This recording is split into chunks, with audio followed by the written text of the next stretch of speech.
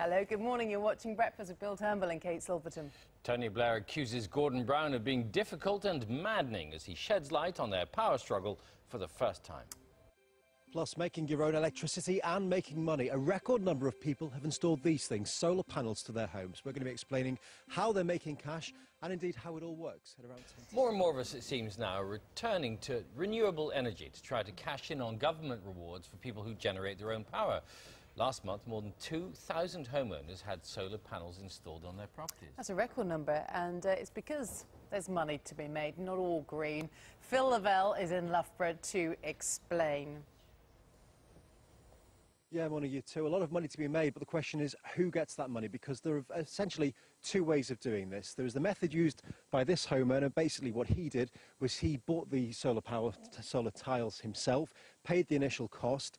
He gets his electricity for free because he generated himself. And any electricity that he doesn't use, he can sell back to the power company and make a fair amount of money from that. However, you do have to have the money at first to be able to buy these panels, and they can range from about £10,000 to £12,000 for the average home. However, gets both because he fitted the panels, or paid to have the panels fitted himself. Huge cost though, £18,000. It's going to be a while before you make that cash back. Why go through all this effort? We try to do as much as we can to be green, and I'd looked before at renewable energy and found it wasn't economic. Once I learned of the new feed-in tariff and spoke with local company Intelligent Energy Solutions, then I realised that we could get a return of around about 8%, which is much better than I could get in the building society, and hopefully that'll pay for itself in about 10 years. Very, very briefly, what's the service like? Because we all know the weather in this country isn't fantastic. Is it interrupted? Is it sporadic? How does it work? So far it's been fantastic. The sun on the panels that generates electricity that goes into the meter.